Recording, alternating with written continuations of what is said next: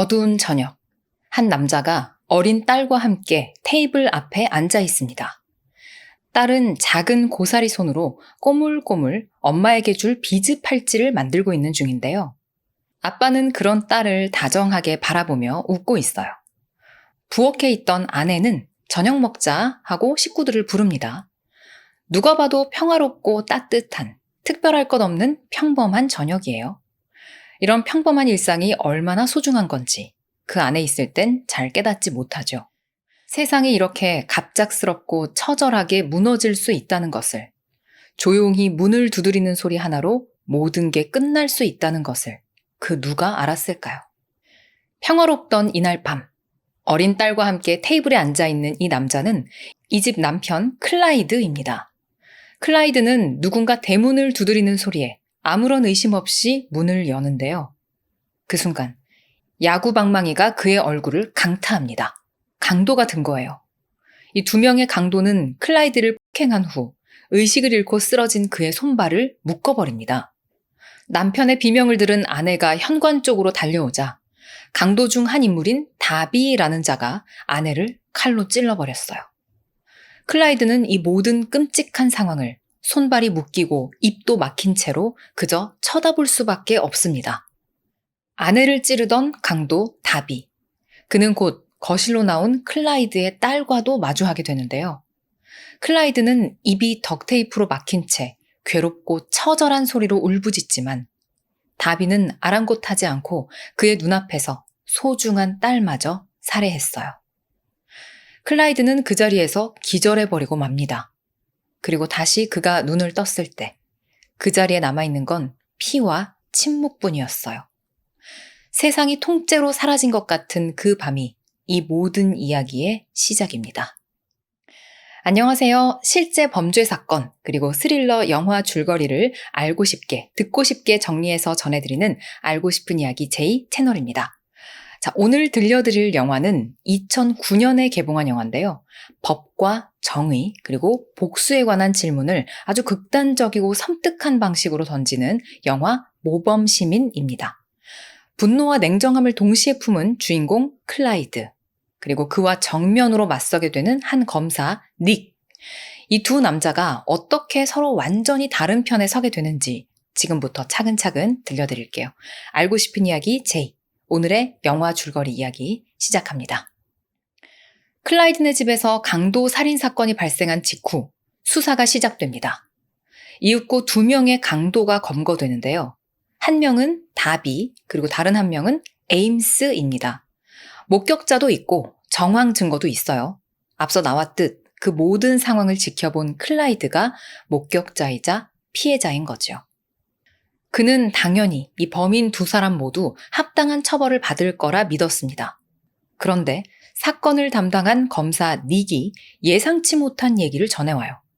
이 두 명의 강도를 기소해서 둘 다 확실하게 유죄를 받아내기에는 좀 증거가 약하다는 거였죠. 그래서 이 두 놈 중 한 명과 거래를 하기로 한 거예요. 둘 다 증거 불충분으로 풀려날 것 같으니까 한 놈이라도 제대로 벌하자라는 거였는데요.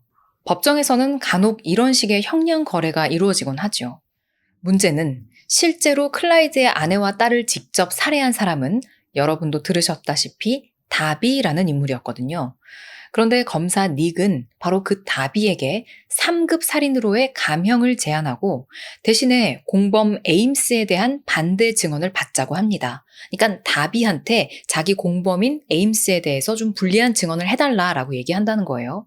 그러면 적어도 그 공범 에임스에 대해서는 사형을 받게 할 수가 있었거든요. 닉의 상사도 이미 이 거래를 승인했습니다. 승소율을 높이는 게 중요하다는 논리였어요. 클라이드는 떨리는 목소리로 검사 닉에게 묻습니다. 어떻게 이럴 수 있냐고. 내 가족을 직접 죽인 사람이 거래를 통해서 사형을 피한다는 게 말이 되냐고요. 검사 닉은 담담하게 설명합니다. 저도 최선을 다했습니다. 하지만 이게 현실이에요. 증거가 충분하지 않으면 두 사람 다 무죄로 풀려날 수도 있어요. 한 명이라도 확실하게 잡는 게 낫습니다. 하지만 사랑하는 아내와 딸을 잃은 클라이드는 이 닉의 논리를 납득할 수가 없었어요. 그는 두 주먹을 꽉 쥐고 목소리도 부들부들 떨리고 있습니다. 그러나 검사 닉은 표정 하나 변하지 않죠. 검사로서 최선의 결과를 냈다는 확신이 있는 겁니다. 클라이드는 그 자리를 떠나지 못하고 이 닉에게 제발 다시 생각해달라고, 내 가족들을 죽인 사람을 이렇게 살려보낼 수는 없다고 다시 한번 호소를 해보지만 결국 재판은 그대로 진행이 돼요. 그렇게 직접 살인을 저지른 다비는 형량거래를 통해 목숨을 건지고 그 공범인 에임스만 사형을 선고받는데요. 법정에서 선고가 내려지던 순간 클라이드는 눈도 감지 않고 그 장면을 바라봅니다. 재판이 끝나고 닉과 닉의 상사가 법원 앞에서 기다리고 있던 기자들을 마주해요. 그리고 수갑을 찬 다비가 나타나 이죽거리며 닉에게 고맙다는 표시를 하면서 악수를 권하죠. 닉은 내키진 않지만 하는 수 없이 대충 그 손을 잡습니다. 악수를 나누고 뒤돌아서며 다비가 중얼거려요. 운명을 거스를 순 없어. 그리고 이 장면을 저 멀리 어두운 그늘 아래에서 클라이드가 지켜보고 있습니다. 그의 눈빛에 담긴 건 단순한 슬픔이나 분노가 아니었어요. 뭔가 대단한 결심을 한 듯한 차갑고 고요하며 흔들림 없는 그런 눈빛이었죠. 검사 닉은 그런 클라이드와 잠깐 눈을 마주쳤다가 슬며시 시선을 돌립니다. 그리고 그게 두 사람의 전부였어요. 두 사람은 그렇게 각자 갈 길을 갑니다. 그 짧은 눈빛 교환이 10년 뒤 얼마나 더 큰 파장으로 이어지게 될지 그 순간에는 아무도 몰랐어요. 그로부터 10년이 흐릅니다. 검사 닉은 그 사이 필라델피아 검찰청에서 유능한 검사로 확실히 자리를 잡았어요. 승소율이 높고 경력도 화려하죠. 사랑스러운 아내와 딸이 있고 그의 삶은 안정적이며 풍족합니다. 그러던 어느 날 닉은 10년 전 클라이드의 사건으로 사형을 구형받은 에임스의 사형 집행 현장에 동석하게 됩니다. 자신이 아끼는 직속 후배와 함께 말이죠. 유리창 너머로 손발이 묶인 에임스가 보입니다. 마지막 말을 남길 수 있는 기회. 그는 이렇게 말합니다. 맹세코 나는 그 사람들을 죽이지 않았어요. 오늘 엉뚱한 사람이 죽는 겁니다. 에임스는 클라이드의 딸과 아내를 죽인 사람이 자신이 아니라 다비임을 다시 한번 이야기한 거였어요. 유언이 끝나고 그의 두 팔에 주사바늘이 꽂힌 채 천천히 약물이 투여되며 사형 집행이 시작됩니다. 그런데 갑자기 에임스가 발작을 해요. 온몸에 핏줄이 확 서면서 피부색이 변하고 엄청 괴로워합니다. 고통 없이 평화롭게 죽어야 할 사형수가 극심한 고통을 겪으며 사망한 거예요. 교도소 측이 즉시 조사를 해보니 주사액이 뒤바뀌어 있었습니다. 약물 자체의 성분이 바뀐 건 아니고 투여 순서와 성분 배합이 교묘하게 조작돼 있었어요. 누군가 고의적으로, 그것도 아주 정밀하게 약물에 손을 댄 거였죠. 분명히 누군가 의도적으로 바꿔치기를 한 것 같습니다. 이 사형 집행 현장은 삽시간에 살인 현장으로 바뀌어버렸어요. 그리고 약물이 담겨있던 통에 운명을 거스를 순 없어 라는 문구가 쓰여 있었다는 게 발견이 됩니다. 그런데 이 말 우리는 들은 적이 있었죠. 바로 10년 전 재판이 끝나고 담당 검사였던 닉과 형량 거래를 했던 범죄자 다비가 악수를 하고 돌아서면서 중얼거리며 한 말이었어요. 자, 이 약물이 조작된 사건, 뭔가 다비하고 관련이 있는 걸까요? 그렇다면 지금 그 다비는 어디에 있을까요? 다비는 교도소에서 겨우 딱 3년 복역하고 이미 출소를 한 상태였습니다. 술과 여자, 약물에 쩔어서 여전히 더럽게 살고 있었어요. 그는 공범 에임스가 끔찍하게 사형, 아니 살해됐다는 뉴스를 보면서 피식 비웃음을 흘리고 있는데 그 순간 다비에게 전화 한 통이 걸려옵니다. 지금 네가 있는 창고로 경찰들이 오고 있으니까 내 말대로 도망을 가라 라고 말이죠.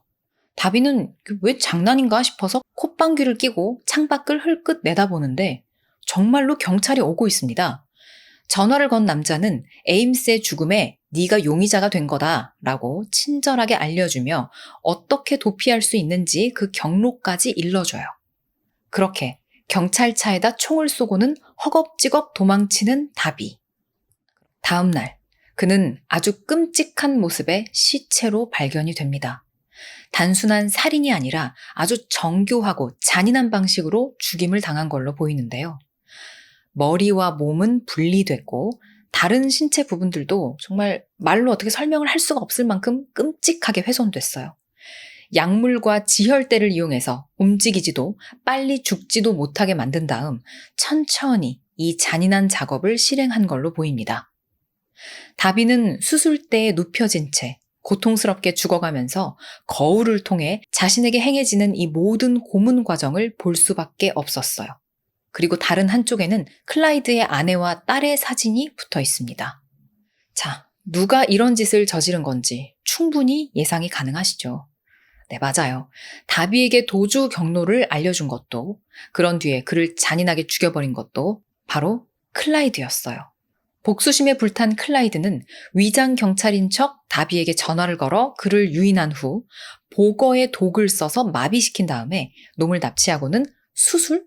고문? 해체? 그 어떤 단어를 써도 모자랄 이 끔찍한 과정을 수행하면서 이거를 다 비디오로 녹화까지 해둡니다. 수사팀은 에임스와 다비가 끔찍하게 사망한 이 두 사건이 서로 연결되어 있다고 판단을 해요. 예전에 있었던 그 한 사건과 연관된 두 인물이 거의 동시에 연달아 살해당했기 때문입니다. 검사 닉은 곧 용의자를 좁혀가다가 클라이드에게 닿습니다. 다비가 죽은 장소가 클라이드 소유의 땅이기도 했거든요. 클라이드는 자신의 작업실에서 마치 경찰이 올 걸 알았던 것처럼 실오라기 하나 걸치지 않은 채로 기다립니다. 저항의 의지나 무기가 없음을 몸소 보여주는 거죠. 그렇게 클라이드가 체포됐어요. 10년 만에 닉과 클라이드가 다시 마주 앉았습니다. 닉은 여전히 검사로, 클라이드는 살인자로 말이죠. 10년 전 아내와 딸을 잃은 남자, 검사 닉이 직접 거래를 성사시켜서 살인자를 살려둔 바로 그 사건의 피해자가 이제는 살인자가 됐습니다. 닉은 클라이드에게 나도 딸을 키우는 아빠다. 당신 마음 100번 이해한다. 라는 말을 먼저 건네면서 변호사 선임권도 포기한 이 클라이드를 신문하기 시작해요.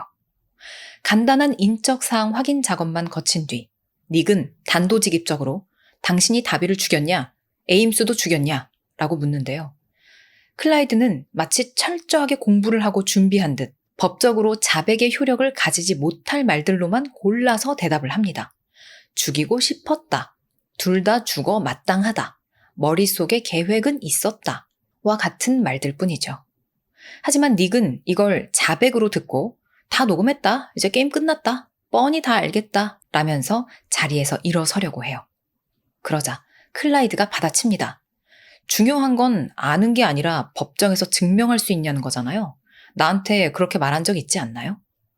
사실 닉이 10년 전에 똑같이 이 말을 클라이드에게 했던 적이 있었어요. 다비와 에임스의 증거에 대해서 증거 불충분이라 법정에서 증명하기 어렵다고 하면서요. 클라이드는 이 말을 그대로 닉에게 되돌려 준 겁니다. 그렇게 닉은 취조실을 나가버리는데 닉의 아내가 울면서 다급하게 전화를 걸어옵니다. 집으로 웬 비디오 테이프가 배송되어 왔는데 그걸 딸아이가 먼저 받아서 틀어보게 됐다. 그런데 그 안에 다비의 신체를 잔인하게 이렇게 하는 영상이 담겨 있었다라는 거였어요. 닉은 분노합니다. 하지만 감정적으로만 행동할 수는 없었죠. 어떻게든 클라이드에게서 자백을 받아내야만 해요. 클라이드는 닉에게 예전에 당신이 그 살인자들과 했던 것처럼 나랑도 거래를 하자고 요구사항을 들어주면 자백을 하겠다라고 하고 있는데요. 근데 그 조건이 조금 특이합니다. 자신의 깜빵에다가 좋은 침대를 넣어달라는 거였어요. 닉과 동료들은 이 황당한 요구를 들어줄 생각이 없었지만 닉의 상사의 생각은 달랐습니다. 그냥 저놈 요구를 들어주고 자백 받아내서 승소하자라는 거였죠. 역시나 여전히 그에게는 승소만이 중요할 뿐이에요. 얼마 후 보석 신청과 관련해 법정에 선 클라이드와 닉. 클라이드는 법정에서 변호사 없이 자신 스스로를 변호하며 보석을 요청합니다. 재판장님, 저는 모범 시민이자 평범한 남자입니다. 도주 우려가 없고요. 현재 검찰 측에선 제게 불리한 증거를 단 하나도 제시하지 못했죠. 그러면서 그는 이런 비슷한 케이스의 사건 번호까지 막 줄줄이 읊으면서 깔끔한 주장을 펼쳐나가는데요. 검사 측, 즉 닉의 반대에도 불구하고 판사는 클라이드의 말에 동의하며 그의 보석을 허가하려고 해요. 그런데 그 순간 클라이드는 조용한 법정에서 갑자기 파 하고 기괴한 웃음을 터뜨리며 박수를 빡빡빡 칩니다. 고맙습니다. 근데요, 이래서 글러먹었다는 겁니다. 내가 아줌마를 잊었을 것 같아? 어떻게 두 사람이나 죽인 살인자를 버젓이 보석으로 풀어주려고 그래? 정신이 똑바로 박힌 거요? 근데 이제 사실 이거보다 조금 더 심한 말들도 하는데요. 아무튼 이렇게 클라이드는 판사와 검사 측 모두를 당황시키며 법정 모독죄로 다시 감옥에 들어갑니다. 보석과 관련한 한바탕 소동이 끝나고 닉은 클라이드와 다시 마주 앉았어요. 클라이드는 니네가 침대를 줬으니까 자백을 하겠다라며 순순히 본인이 다비를 죽였다라고 털어놓습니다. 닉이 조금 더 구체적으로 말하라고 요구하자 클라이드는 눈을 번뜩이면서 아주 상세하게 대답을 해줘요.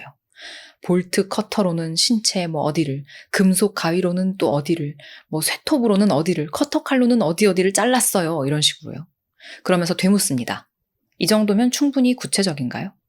클라이드는 또 컴퓨터를 해킹해서 에임스도 죽였다는 것까지 다 얘기를 해요. 자, 이제 모두 끝난 걸까요? 아닙니다. 클라이드는 아직 이 게임을 순순히 끝낼 생각이 없어요. 그는 한 유명한 스테이크 집에서 미디엄으로 구운 스테이크와 감자튀김, 아스파라거스, 버터넛 스쿼시를 곁들인 음식과 함께 식사 중에 음악을 들을 수 있도록 아이팟까지 요구하죠. 검사 닉은 어처구니 없어 하면서 이 감자튀김과 함께 꺼지라고 무시를 합니다. 그때 방을 나가려는 닉의 뒤통수에다 대고 클라이드가 소리칩니다.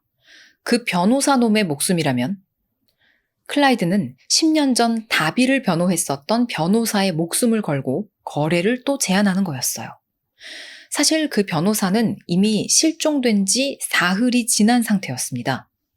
클라이드는 그 변호사 지금 살아있고 내가 어디 있는지 알려줄 테니까 내가 요구한 식사와 아이팟을 정확히 낮 1시까지 갖다 달라라고 요구를 해요. 음식이 배달되는 날, 교도소장의 꼼꼼한 보안 절차 때문에 클라이드가 요구했던 1시보다 배달이 몇 분 늦어지고 있습니다. 닉은 다급한 마음에 어서 서두르라고 사람들을 막 재촉하지요. 교도소장은 교도소 안에서 수감자 놈이 시간을 어떻게 알겠냐며 비아냥거리는데요. 드디어 클라이드의 깜빵으로 스테이크와 감자튀김이 들어옵니다. 닉은 어서 그 변호사의 위치를 알려달라라고 하지만 클라이드는 되려 지금이 몇 시인지 꼼꼼하게 따져 묻고는 내가 늦은 걸 모를 거라고 생각하지 말라며 경고를 해요. 클라이드는 냅킨 내놔라, 은수저도 내놔라, 한동안 이것저것 시켜 먹다가 드디어 다비의 전 변호사가 있는 위치에 위도 경도를 불러줍니다. 그렇게 수사팀은 헬기를 타고 즉시 출동을 하고 클라이드는 태연히 아이팟으로 음악을 크게 틀어두고는 깜빵 룸메이트에게도 같이 먹자며 음식들을 권합니다. 장소는 좁고 어두운 깜빵 아니지만 잠시 동안 두 사람은 마치 레스토랑에서 식사를 하는 것처럼 스몰 토크를 나누며 배달되어 온 파스타와 스테이크를 나눠 먹어요. 그렇게 식사가 끝난 후 클라이드는 벼랑간 스테이크 뼈 조각을 집어들고는 그 깜빵 동료를 수차례 찔러 죽여버립니다. 그리고 이후 독방으로 옮겨졌어요. 한편 클라이드가 불러준 위치로 긴급 출동한 수사팀은 변호사를 찾았어요. 분명 클라이드가 변호사는 살아있다고 했었는데 죽은 채로 발견이 됐습니다. 땅에 묻혀있던 변호사의 산소 호흡기를 보니까 정확히 1시에 딱 산소가 끊기도록 설계가 돼 있었어요. 검사 닉은 스테이크 배달이 클라이드의 말대로 정시에 도착했다면 변호사를 살릴 수 있었을 거라는 사실을 깨닫습니다. 도대체 클라이드는 지난 10년 동안 무엇을 얼마만큼 철저하게 준비한 걸까요? 그리고 깜빵에 있는 사람이 밖에 있던 변호사는 어떻게 죽인 걸까요? 사건과 관련 없어 보이는 룸메이트는 또 왜 죽인 건지. 수사팀은 가능한 시나리오들을 하나씩 따져봅니다. 혹시 외부에 공범이 있는 걸까? 아니면 감옥에 오기 전에 이미 세팅을 다 해두고 어떤 신호를 보낸 걸까? 설마 감옥에 들어가는 것까지 이 모든 게 다 그의 계획인 걸까? 닉은 예전에 영화 첫 장면에서 그 클라이드의 딸이 꼬물꼬물 만들었던 팔찌를 클라이드한테 가져다 주면서 그의 감성을 자극해 보려고 합니다. 당신 아내랑 딸도 당신이 이러는 거 좋아하지 않을 거라고. 하지만 클라이드는 냉정하게 대답해요. 내 아내와 딸은 아무것도 못 느껴. 죽었으니까. 오히려 이 말로 클라이드의 분노의 크기와 깊이가 얼마나 엄청난지 느낄 수 있죠. 자, 클라이드는 어디까지 이 무서운 상황을 계속 만들 생각인 걸까요? 수사팀은 또 다른 희생을 막기 위해서 클라이드에 대해 더 파고 또 파면서 과거까지 샅샅이 조사하기 시작합니다. 근데 뭔가 이상해요. 그의 신원 정보가 어느 시점부터 공식적인 이력이 뚝 끊겨 있습니다. 정부 쪽 정보망을 통해 접근하자 놀라운 사실이 드러나요. 클라이드는 평범한 시민이 아니었습니다. 그는 미국 정부를 위해서 일했던 특수 전문가였어요. 표적을 제거하는 방법, 흔적을 남기지 않고 사람을 죽이는 방법을 연구하고 설계하는 일을 했던 사람이었죠. 세상에서 가장 창의적이고 정교한 방식으로 사람을 제거하는 방법을 연구했던 사람이 10년 전 그날 밤을 기점으로 자기가 가장 잘할 수 있는 방법에 복수를 결심했던 겁니다. 클라이드에 대한 정보를 준 정보원이 말해요. 그가 못하는 것, 그가 못 죽이는 건 없다고. 그가 당신을 죽이기로 마음 먹었다면 당신은 죽은 거라고요. 자, 이제 어떡하죠? 수사팀은 난감하고 두려운 상황에 봉착했습니다. 닉과 닉의 상사는 클라이드의 보석을 허가하려던 그 판사에게로 가요. 독방 정도가 아니고 뭔가 감옥 안에서 그에 대한 제재를 더 강화해야 한다며 그 방법을 의논하러 간 거죠. 근데 사실 이 판사는 10년 전에 클라이드의 사건에 대해서 최종 판결을 내렸던 판사였어요. 그래서 아까 클라이드도 내가 아줌마 잊었을 것 같아 이런 말을 했던 겁니다. 판사는 현재 클라이드를 독방에 가둔 것 그 이상의 제재는 할 수가 없다고 말하죠. 그렇게 논의를 하던 중에 판사의 전화가 울립니다. 예전에 법정에서 이 검사 닉의 전화기가 울린 적이 있었는데요. 그때 판사가 휴대폰 압수하겠다 이렇게 막 으름장을 놨었거든요. 그때가 떠올라서 닉이 아니 저는 그렇게 구박하시더니 전화 받으시게요? 하고 이죽거리는데 판사는 억울하면 판사 하시든가요? 라고 하면서 전화를 받아요. 그 순간 펑! 휴대폰이 터지면서 판사는 그 자리에서 피를 흘리며 죽고 맙니다. 다시 클라이드를 찾아간 닉. 이제는 판사까지 죽이냐며 클라이드를 몰아붙이는데요. 클라이드는 흔들림 없이 아무렇지도 않은 표정으로 나는 더럽고 부패한 이 시스템 전체를 무너뜨릴 거다 라고 담담하게 말합니다. 그리고는 최후 통첩을 날려요.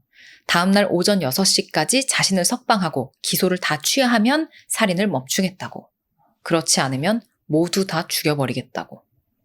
닉은 거절합니다. 대신 팀 전체를 교도소로 데려와서 밤새 클라이드를 감시하고 주변 상황을 살피며 대기 태세를 갖추죠. 서늘한 긴장감이 감돌며 그렇게 시간이 흘러갑니다. 5시 59분, 57초, 58초, 59초, 그리고 오전 6시가 됐어요. 뭔가 엄청난 일이 터지지 않을까 걱정을 했지만 예상과 달리 아무 일도 벌어지지 않았습니다. 그제서야 닉은 긴장을 풀고 팀 전원을 퇴근시키는데 그렇게 교도소 주차장에서 직원들은 서로 수고했다, 이제 좀 쉬어라 인사를 나누고 각자 차에 올라타요. 그때 펑펑펑 한 대씩 한 대씩 연쇄적으로 차량 폭탄이 터지기 시작합니다. 아직 차에 탑승하지 않았던 닉과 닉의 상사를 제외하고는 각자 차량에 탑승한 6명의 직원 차량이 모두 끔찍하게 폭파됐어요. 마지막 차량에는 닉의 조수이자 그가 아주 아끼던 후배가 타고 있었습니다. 닉에게 이 후배의 죽음은 큰 충격이었어요. 단순한 동료를 넘어 닉이 진심으로 아끼던 팀원이었거든요. 이후 차량 조사 결과 닉의 차량에는 아무런 폭탄도 설치되어 있지 않고 깨끗했습니다. 그러게 나랑 거래하면 좋았잖아 라고 말하는 클라이드에게 닉은 이성을 잃고 마구 주먹을 날렸어요. 후배의 장례식 날 침통한 표정의 닉과 그의 상사가 참석합니다. 장례식이 끝난 후 두 사람이 각자의 차에 올라타고 출발을 하는데 어디선가 원격 조종 폭탄 로봇이 나타났어요. 군사용 수준으로 개조된 로봇이었습니다. 카메라가 달린 앞부분엔 전투용으로 연속 발사되는 총기가 탑재되어 있었고 그 아래에는 소형 미사일 같은 것도 보여요. 그리고 누군가 이 로봇을 조종하고 있습니다. 로봇은 닉과 닉의 상사가 각각 탄 차량을 멀리서 쫓아가다가 앞서가던 닉의 상사 차량 근처로 쓱 접근을 하는데요. 곧이어 이 로봇을 조종하고 있는 사람의 손으로 어떤 레버를 쭉 내리자 닉과 닉의 상사가 탄 두 대의 차 엔진이 뿅 꺼지면서 멈춰버려요. 그리고 닉의 상사가 탄 차량을 향해 총이 난사되고 미사일이 터져버립니다. 닉은 비명을 지르며 차에서 뛰쳐내렸지만 눈앞에서 터져버리는 상사의 차를 속수무책으로 지켜볼 수밖에 없었어요. 이제 이 사건은 도시 전체를 봉쇄해야 할 만큼 심각한 사태로 번졌습니다. 사형수와 살인범이 살해되고 그들을 변호했던 변호사도 죽임을 당하고 또 법무부 직원들이 폭탄으로 사망했으며 판사의 검사장까지 희생됐죠. 시장은 긴급회의를 소집하고 도시 전체를 봉쇄했어요. 그리고 닉을 임시 지방검사장으로 승진시키죠. 닉은 사임하려고 했지만 시장은 그건 해결책이 아니라며 오히려 그에게 이 일을 책임지고 해결하라는 의미로 더 큰 권한을 줍니다. 자, 이제 닉은 이 상황을 어떻게 헤쳐나가야 될까요? 닉도 우리도 모두 지금 클라이드가 범인이라는 걸 알고는 있지만 닉은 이걸 증명할 수도 그를 막을 수도 없었어요. 이 모든 사망 사건이 일어나는 동안 클라이드는 독방에 있었잖아요. 근데 누군가가 이렇게 로봇을 조종하는 손이 영화에 나오거든요. 역시나 공범이 있었던 걸까요? 사건은 미궁에 빠진 거나 다름없습니다. 공범도 특정할 수가 없고 이 어마무시한 범죄를 일으킨 클라이드는 정작 감옥에 갇혀 있으니 말이죠. 자, 이제 이야기는 결말로 흘러갑니다. 닉의 진두지휘 아래 수사팀은 처음부터 다시 클라이드에 대해서 조사를 하기 시작했어요. 그러던 중 닉은 그의 부동산 목록에서 그가 갇혀있는 교도소 바로 옆에 있는 창고 건물 하나를 발견하죠. 닉과 형사 한 명은 그 창고를 당장 수색하러 갑니다. 닉은 반드시 여기에 뭔가 있을 거라고 확신을 하고 꼼꼼하게 그 창고 안을 살펴보는데요. 지하로 가는 문을 하나 발견해요. 두 사람은 지하로 내려가고 눈앞에 펼쳐진 광경에 적잖이 당황합니다. 그 밑에는 터널이 뚫려 있었어요. 그리고 그 방향은 교도소로 연결돼 있었습니다. 터널을 따라가며 확인을 해보니까 모든 방으로 갈 수 있도록 길이 다 나 있었어요. 수감되면 어느 방으로 갈지 알 수가 없었기 때문이겠죠? 터널 입구에는 각종 폭탄 재료, 변장 도구, 총기, 여러 가지 장비들, 심지어 교도소의 CCTV까지 해킹되어 있었어요. 그리고 저 멀리 더 파진 곳 끝은 현재 클라이드가 수감되어 있는 독방으로 이어져 있었습니다. 클라이드가 스테이크와 아이팟을 요구했던 상황 기억하시죠? 닉은 그제야 모든 걸 깨닫습니다. 클라이드는 독방에서 자유롭게 밖을 들락날락하며 암살을 저지르고 돌아다녔던 겁니다. 닉과 형사는 놀란 입을 다물지 못한 채 터널을 통해 독방으로 진입하는데 근데 클라이드는 어디로 사라졌는지 보이질 않았어요. 닉은 다음 사건이 벌어지겠구나 라는 걸 알게 됩니다. 터널 안의 증거들을 쭉 살펴보니까 다음 타겟은 시청이었어요. 시청에는 지금 시장이 긴급 회의를 소집해서 주요 인사들이 모두 모여 있었습니다. 닉의 팀이 급히 시청으로 달려가지만 거기서 클라이드를 찾지는 못했어요. 대신 회의실 바로 아래층에서 휴대폰으로 기폭시키는 폭탄을 발견합니다. 클라이드는 독방에서 나와 시청 청소 용역으로 변장한 뒤 회의실 아래층에다가 폭탄을 두고 간 거였죠. 일을 마치고 다시 독방으로 복귀하는 클라이드. 세면대 뒤로 뚫린 독방의 벽을 쓱 밀고 들어오는데 잠시 후 독방의 저 어두운 한 구석에서 기다리고 있던 닉이 쓱 모습을 드러냅니다. 클라이드는 깜짝 놀랐지만 태연한 척 하려고 해요. 닉은 클라이드, 당신이 증명하고자 했던 건 이미 다 증명됐다. 그러니까 이제 그만해라 라고 말하지만 클라이드는 사람들이 아직 잘 모르고 있다라면서 아직 본인이 전하려는 말을 이해하지 못했다고 말하는데요. 그리고는 곧 소름 끼치는 말을 해요. 이제 다 알게 될 거라고. 시청이 폭파돼서 주요 간부들이 다치거나 죽으면 세상에 전부 자기의 이야기가 알려질 거다. 뭐 그런 의미일까요? 여기서 닉이 클라이드에게 의미심장한 말을 하나 던집니다. 우리가 내린 결정은 되돌릴 수 없다고. 우리가 할 수 있는 건 앞으로 내릴 결정에 영향을 미치는 것뿐이라고. 그러면서 지금의 그 결정이 평생 안고 살아가야 할 결정이 될 수도 있으니까 제발 폭발을 멈추라고 설득해요. 하지만 여전히 클라이드는 요지부동입니다. 또다시 거래를 제안해요. 나를 풀어줘요. 아니면 다 죽이겠습니다. 라고요. 닉이 대답합니다. 이제 나는 더 이상 살인자하고 거래를 하지 않습니다. 그걸 나한테 가르쳐줘서 고마워요.